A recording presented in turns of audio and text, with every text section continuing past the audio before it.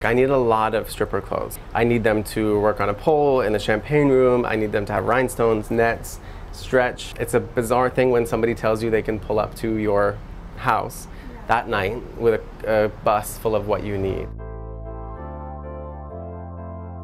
Hi, I'm Mitchell Travers. I'm the costume designer for Hustlers, and we're back at Show Palace in Long Island City where we shot principal photography for Hustlers.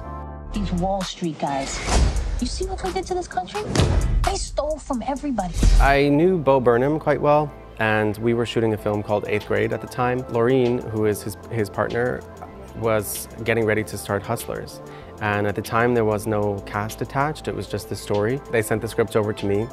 I started to read it and I knew that I was going to do this movie. I just wrote back and I was like, yeah, absolutely, I'm doing this. I don't know when you shoot, I don't know what the budget is, I don't know who is starring in this movie, but I'm doing the costumes. On this movie, there's a pretty interesting story for most of the costumes.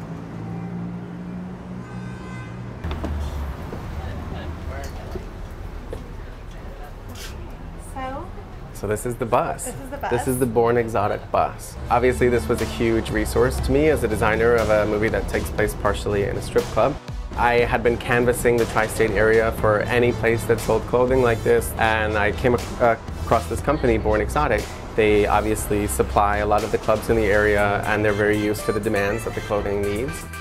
They didn't believe me when I was with them and I was like, I need a lot of stripper clothes. And they were like, of course, like 4 pieces, 6 pieces. And I was like, a few hundred. Yes. And I need them to all be different. I need them to work on a pole in the champagne room. I need them to have rhinestones, nets, stretch. It's a bizarre thing when somebody tells you they can pull up to your house that night with a bus full of what you need.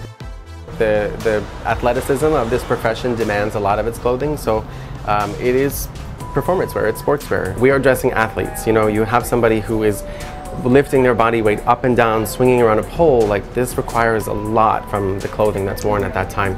I looked at a ton of research. I treated this like I was doing a movie about the 40s, and I just surrounded myself with images, with references, with color palettes. I wanted to take the audience back and just drop them right back into the mid-2000s. I think it is one of the first movies that's helping to solidify what we now know as the 2000s. When you go to a costume rental house, you can go through rows and rows of curated 1970s stock, 80s, 90s. There is an understanding of what that time looked like for many people.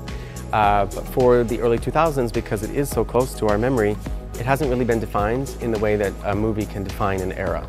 And so I felt like there was a massive opportunity in that sense to look back at the 2000s and take some of the really important elements and boil it down to give it a language. I love a look, so I knew that this was going to be a look movie, and I'm not afraid to provide that. I also knew that there was a really interesting story about women being told. There are no male relationships that define their relationship. It's not about a boyfriend or a husband or an ex. It's about two complicated women going through a complicated process, and it explores the mistakes that get made and the friendship that gets formed in the process. This sounds like a stripper ice cream truck, yes. And I'm very interested in that.